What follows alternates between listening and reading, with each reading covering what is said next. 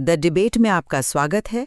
आज हम भारत और यूरोपीय संघ के बीच हुए मुक्त व्यापार समझौते यानी FTA पर चर्चा करेंगे। सरकार इसे एक ऐतिहासिक कामयाबी और सभी सौदों की जननी कह रही है। तो आज का बड़ा सवाल यही है, क्या ये FTA वाकई भारतीय अर्थव्यवस्था के लिए एक बड़ा और बराबरी का मौका है, या फिर इसके चमकदार बातों के पीछे कुछ ऐसे खतरे छिपे हैं जिन्हें हम नजरअंदाज कर रहे हैं? बिल्कुल। एक तरफ ये दलील है कि इससे भारत के निर्यात, रोजगार और दुनिया से जुड़ाव के लिए नए दरवाजे खुलेंगे। और मेरा मानना है कि हमें इस सौदे से मिलने वाले फायदों की बराबरी और भारतीय बाजार पर इसके लंबे समय के असर को लेकर ज्यादा सवाल पूछने की जरूरत है। देखिए, मेरे हिसाब से तो ये समझौता बिना किसी शक के एक मील का पत्थर है। ये दुनिया की दो बड़ी अर्थव्यवस्थाओं के बीच एक, आप कह सकती हैं कि एक आधुनिक नियमों पर आधारित व्यापार की नींव रखता है।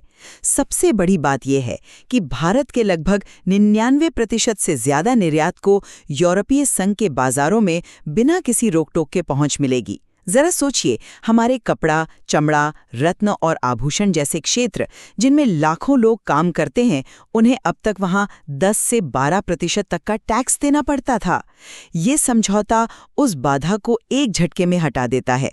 अब तक हमारे कपड़ा निर्यातक बांग्लादेश जैसे देशों के मुकाबले यूरोपीय बाजार में इसी टैरिफ की वजह से पिछड़ जाते थे। अब हम कीमत पर भी बराबरी की टक्कर दे सकते हैं, जो इस सेक्टर में लाखों नौकरियों के लिए एक संजीवनी की तरह है। इतना ही नहीं, ये समझौता सेवा क्षेत्र में हमारी ताकत को और बढ़ाएगा। हमारे IT प्रोफेशनल्स, इंजीनियर और यहाँ तक कि आयुष जैसे पारंपरिक चिकित्सा से जुड़े लोगों के लिए भी यूरोप का बाजार खुल जाएगा। ये मेक इन इंडिया को मजबूती देगा और दुनिया की अनिश्चितताओं के बीच भारत को एक भरोसेमंद आर्थिक साझेदार के तौर पर स्थापित करेगा। सवाल ये है कि क्या ये समझौता उतना ही संतुलित है जितना बताया जा रहा है? हम भारत में यूरोपीय संघ के 97.5% निर्यात को पहुंच दे रहे हैं और दस्तावेज बताता है कि इसमें से लगभग आधी चीजों पर टैक्स तुरंत खत्म हो जाएगा। अब सोचिए, ये जो लगभग 50% टैरिफ लाइनें हैं जिन पर ड्यूटी तुरंत जीरो हो जाएगी, इनमें ऑटोमोबाइल कंपोनेंट्स और मशीनरी जैसे क्षेत्र शामिल हैं। तो लुधियाना या पुणे में जो छोटी कंपनियां यही सामान बना रही हैं, उनका क्या होगा जब यूरोप की बड़ी और स्थापित कंपनियां बिना किसी टैक्स के अपना माल यहां बेच सकेंगी? ये सिर्फ प्रतिस्पर्धा नहीं है, ये एक असमान लड़ाई की शुरुआत हो सकती है। क्या हमारे घरेलू उद्योग, खासकर छोटे और मझोले उद्योग यानी MSMEs, इस सीधी टक्कर के लिए तैयार हैं? और ये जो यूरोपीय मूल्य श्रृंखलाओं में एकीकरण की बात है, कहीं इसका मतलब ये तो नहीं कि हमारी कंपनियां सिर्फ स्क्रू और छोटे पुर्जे बनाने वाली सप्लायर बनकर रह जाएंगी, जबकि अंतिम मुनाफे वाला उत्पाद यूरोप में ही बनेगा? आपने बाजार पहुंच में संतुलन की बात की। चलिए इसी से शुरू करते हैं। यह एक बहुत बड़ी जीत है कि हमारे 99.5% निर्यात को यूरोपीय संघ में प्राथमिकता मिलेगी। दस्तावेज साफ कहता है कि कपड़ा, समुद्री उत्पाद और इंजीनियरिंग के सामान जैसे क्षेत्रों को शून्य शुल्क पहुंच मिलेगी। जैसा मैंने कहा, यह हमारी निर्यात की ताकत को कई गुना बढ़ा देगा और सीधे तौर पर लाखों नौकरियां पैदा करेगा। ये आंकड़ा सुनने में बहुत अच्छा लगता है, लेकिन सिक्के का दूसरा पहलू भी है। जैसा मैंने कहा, हम भी यूरोपीय संघ के 97.5% निर्यात को रास्ता दे रहे हैं और इसमें से लगभग 49.6% टैरिफ लाइनों पर यानी अलग-अलग तरह के उत्पादों पर टैक्स तुरंत शून्य हो जाएगा। आपका कहना है कि यूरोपीय संघ से अच्छी टेक्नोलॉजी वाले सामान का आयात हमारी कंपनियों के लिए फायदेमंद होगा। मैं मानता हूं, इससे इनपुट लागत कम हो सकती है, लेकिन ये उन भारतीय कंपनियों के लिए एक गंभीर खतरा भी है जो वही सामान बनाने की कोशिश कर रही हैं। क्या ये आयात पर हमारी निर्भरता को और नहीं बढ़ाएगा और देश में नए आविष्कार और उत्पादन को हतोत्साहित नहीं करेगा? आपकी चिंता मैं समझती हूँ, पर मैं इसे इस तरह नहीं देखती। अगर हमें वैश्विक स्तर पर कम्पीट करना है, तो हमें बेहतर टेक्नोलॉजी और मशीनरी चाहिए होगी। ये समझौता उसी तक पहुंच आसान बनाता है। हम हमेशा के लिए संरक्षणवाद के पीछे नहीं छिप सकते। ये एक तरह से हमारे उद्योगों को भविष्य के लिए तैयार करने की एक प्रक्रिया है। उन्हें बेहतर और ज्यादा कुशल बनने के लिए ये जरूरी है। देखिए, कुशल बनना और बाजार से बाहर हो जाना में बहुत महीन रेखा होती है। क्या हमने अपनी छोटी कंपनियों को उस रेखा को पार करने के लिए जरूरी समर्थन दिया है? उद्योगों की बात तो ठीक है, लेकिन इस समझौते का असर सिर्फ फैक्ट्रियों पर नहीं, खेतों पर भी पड़ेगा। क्या हमने अपने किसानों के हितों को उतनी ही मजबूती से सुरक्षित रखा है? बिल्कुल रखा है, और ये इस समझौते का एक बहुत मजबूत पहलू है। डेयरी, अनाज और पोल्ट्री जैसे हमारे सबसे संवेदनशील कृषि क्षेत्रों को पूरी तरह से बाहर रखा गया है। ये हमारे वार्ताकारों की एक बड़ी सफलता है। इसके साथ ही चाय, कॉफ़ी, मसाले और कुछ चुनिंदा फलों और सब्जियों जैसे उत्पादों को यूरोपीय बाजार में बेहतर पहुंच मिलेगी, जिससे सीधे तौर पर किसानों की आमदनी बढ़ेगी। मैं मानता हूं कि कुछ बड़े और संवेदनशील क्षेत्रों को बाहर रखा गया है, ये अच्छी बात है।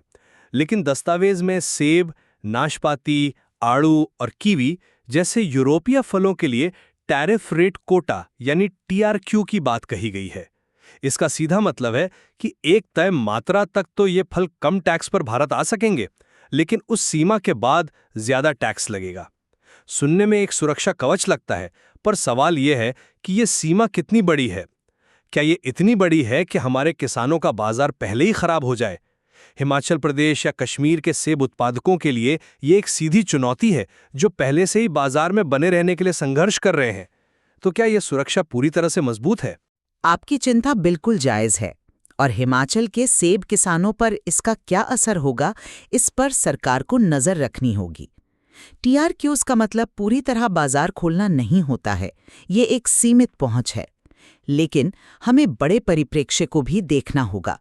कृषि में हमने जहां अपने हितों की रक्षा की है, वहीं हमें ये भी देखना होगा कि हमारी सबसे बड़ी ताकत कहाँ है, और वो है हमारा सेवा क्षेत्र। ये समझौता उस ताकत को एक नया वैश्विक मंच देता है। चलिए सेवा क्षेत्र पर बात करते हैं। ये सच है कि इस क्षेत्र में हमारी काफी क्षमता है। क्षमता ही नहीं, ये हमारी अर्थव्यवस्था का इंजन है। इस समझौते से हमें यूरोपीय संघ के 144 सेवा उपक्षेत्रों में व्यापक पहुंच मिलेगी। जरा सोचिए, हमारा IT सेक्टर पहले से ही दुनिया में अपना लोहा मनवा चुका है। ये समझौता तो उनके लिए जैसे एक सुपर हाईवे बना देगा, सीधे यूरोप के बाजार तक। हम सिर्फ बड़ी कंपनियों की बात नहीं कर रहे हैं। सोचिए उस युवा भारतीय शेफ के बारे में जिसका सपना यूरोप में अपना रेस्टोरेंट खोलने का है, या उस योग गुरु के बारे में जो वहां अपना स्टूडियो स्थापित करना चाहता है।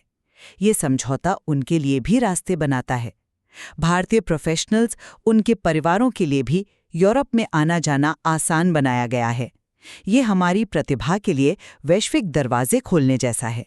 ये तो सिक्के का एक पहलू हुआ। दूसरा पहलू ये है कि भारत ने भी दूरसंचार, वित्तीय सेवाएं, समुद्री और पर्यावरण सेवाओं जैसे 102 उपक्षेत्रों में यूरोपीय संघ को पहुंच दी है। इनमें से कुछ क्षेत्र देश के लिए रणनीतिक रूप से बहुत महत्वपूर्ण हैं। क्या हमने अपनी अर्थव्यवस्था के इन अहम हिस्सों को मजबूत और स्थापित यूरोपीय कंपनियों की प्रतिस्पर्धा के लिए कुछ ज्यादा ही नहीं खोल दिया है? और रही बात पेशेवरों की आवाजाही की, तो ऐसे समझौते अक्सर वीजा के नियमों और स्थानीय योग्यताओं को मान्यता देने जैसी व्यावहारिक दिक्कतों में उलझ जाते हैं।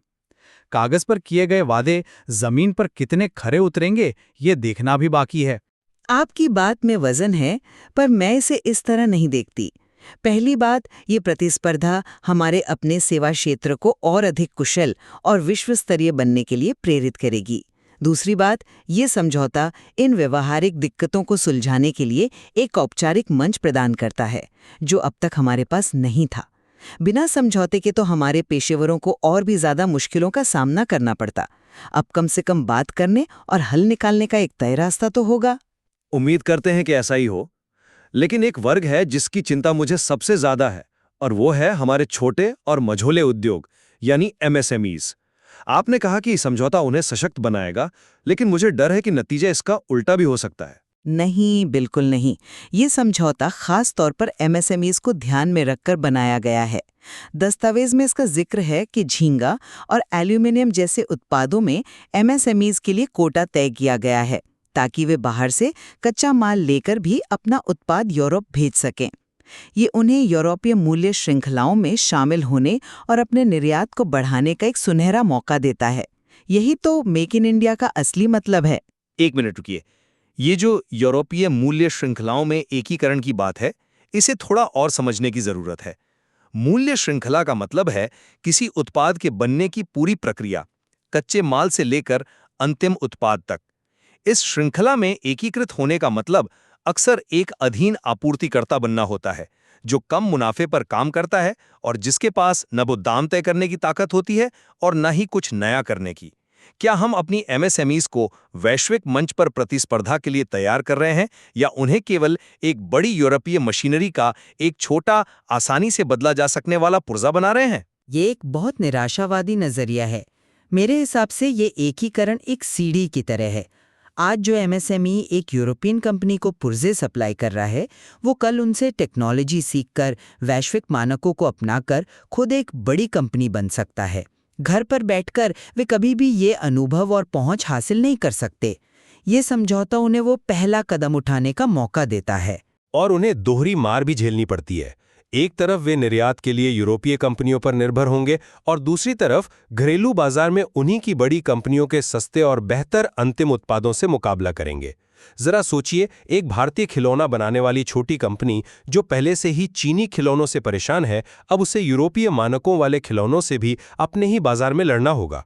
क्या ये यथार्थवादी है? संक्षेप में मैं कहूंगी कि यह मुक्त व्यापार समझौता भारतीय अर्थव्यवस्था के लिए एक बहुत बड़ा और सकारात्मक कदम है।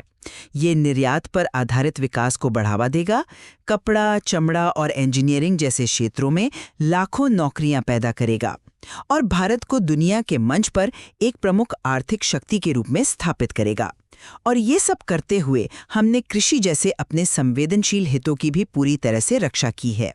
और अंत में मेरा मानना यह है कि इस समझौते में मौके जरूर हैं, लेकिन इसे एक तरफा जीत मान लेना बहुत बड़ी जल्दबाजी होगी। घरेलू बाजार पर इसका क्या असर होगा, यूरोपीय आयात से प्रतिस्पर्धा कितनी कड़ी होगी और यह सौदा असल में कितना संतुलित है, इन सब पर लगातार और बहुत सावधानी से नजर रखने की जरूरत है।